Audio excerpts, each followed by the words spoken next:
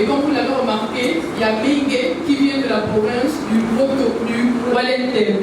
Je suis fan. Et chez nous, dans notre province, on aime la cuisine. Et il y a quelque chose qui nous caractérise beaucoup, c'est-à-dire la pâte d'arachide. La pâte d'arachide, on le retrouve dans plusieurs mains.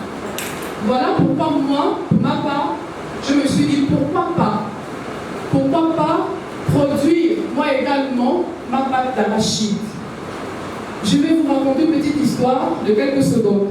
Je suis allée au marché, j'avais besoin de préparer une sauce d'arachide. Je suis allée acheter, je suis rentrée chez moi, mais malheureusement, je n'ai pas retrouvé ce goût. Ce goût que je connais de ma grand-mère, ma mère, et moi également, passionnée de cuisine, je ne l'ai pas retrouvé. Et par la suite, plusieurs personnes m'ont dit parce qu'il y a certaines pâtes d'arachide qui viennent mélanger avec de la farine. J'ai dit, mais attends, pourquoi dépenser autant pour un produit que je ne retrouve pas le goût? Voilà pourquoi m'est venue cette idée de faire ma propre pâte d'arachide. Mais mon entreprise, je souhaiterais l'appeler Ake Cacahuète. Ake, c'est le nom de ma fille. Et Cacahuète parce que je ne vais pas seulement me limiter à la pâte d'arachide, mais à son produit lui-même. C'est-à-dire, je pourrais également faire des cacahuètes. Et après, par la suite, pour donner l'occasion à tout le monde de pouvoir acheter, parce que mes prix, ils vont de 100 francs à 3500. 100 francs, ce sont des cacahuètes. Ils seront peut-être sucrés, salés, ça dépendra du goût de tout un chacun. Et par la suite, il y aura des pots. Sur le marché, les pots d'arachide se vendent à partir de 5 000. Et moi, je me suis dit, pourquoi aller au-delà pourquoi aller à 5 000? Chez moi, j'ai envie de les faire à 4 000 pour attirer un peu plus de clients. Et l'arachide, mon arachide, que je souhaiterais faire venir sur Libreville, viendra de la province du Wallentel. Parce qu'au moins là-bas, c'est que notre terre, elle est riche dans la production de l'arachide. Donc, mon entreprise, le nom de mon entreprise, c'est Golden Best. Golden Best, qui a été une inspiration en 2020. J'ai été secrétaire particulière pendant 3 ans. Et je souhaitais créer mon entreprise, et c'est un nom qui m'est venu vraiment en cherchant le nom, et puis j'ai eu Golden Best. Golden Best, qui Golden or, Best meilleur. Pourquoi meilleur or? Parce que lorsque j'ai été en activité, je me suis rendu compte qu'il y avait plusieurs entrepreneurs, plusieurs créateurs d'entreprises qui arnaquaient.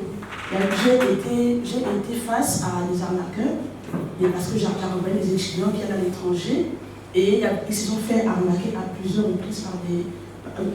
reprises Et je me suis dit, moi je veux donner le meilleur. Et slide, s'il vous plaît. Et du coup, en créant des entreprises, je me suis rendu compte qu'il y a beaucoup de personnes qui souhaitent créer leurs entreprises et qui ne savent pas quelles sont les procédures administratives. Il y a des jeunes qui sont motivés, qui ont des belles idées en matière de procédures administratives. On ne connaît pas. Pourquoi j'ai rencontré cette difficulté?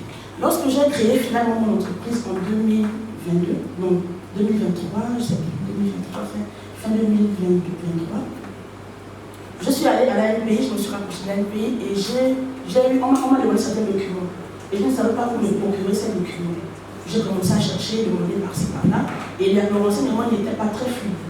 Par exemple, il y a des certificats de résidence, de location, je ne savais pas où les trouver.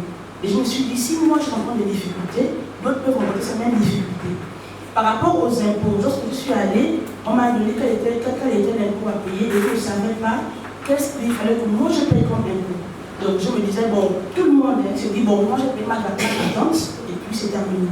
Alors que lorsqu'on paye les impôts, il n'y a pas que la patente, il y a la patente, il y a le FNH avec les impôts à payer, on n'a pas forcément cette information.